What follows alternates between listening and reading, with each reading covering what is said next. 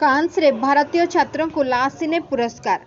Cannes film festival रे पुरस्कार सह प्रशंसा साउंटिछंती पुणे स्थित भारतीय चलचित्र और टेलीविजन प्रतिष्ठान एफटीआईआई रो जणे छात्र चिदानंद एस नायकंक द्वारा निर्देशित चलचित्र सनफ्लावर्स यार द फर्स्ट वांस टू नो तांको ए सुजोग आनी देछि। से फ्रांस रो कान्स ठारे आयोजित 77तम चलचित्र महोत्सव रे ला सिने पुरस्कार लाभ करिसंती।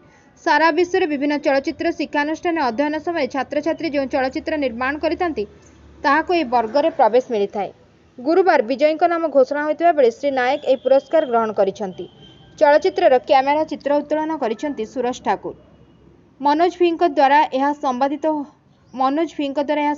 होइतबा बेले एथिरे शब्द दैछंती अभिषेक कदम। एफटीआईआई रु शिक्षा समाप्त करथिबा छात्र चिदानंद नायक, पायल कापाडिया, मौसम अल्ली, संतोष शिवन एवं तांको टीम ए स्वीकृति पाइछंती। एही चलचित्रर कथावस्तु जणे वृद्धांक उपरे पर्यवेसित। वृद्धा गाँरु गोटे कुकुड़ा गंजा चोरी करती। एहाको नै हटचमट हुए। गंजा को फेराई आनिबाकु जणे व्यक्तिंक सहायता निया जाए। शेषरे वृद्धांक परिवार को निर्वासित हेबाकु पड़े। एफटीआईआई रो अध्यक्ष आर माधवन चलचित्रर सफलता पई एथिरे जड़ित समस्त विद्यार्थी को अभिनंदन जणाइछंती। विश्वर 555टी चलचित्र प्रतिष्ठान द्वारा चलित वर्ष 2263टी चलचित्र प्रतियोगिता पई सामिल होइतला।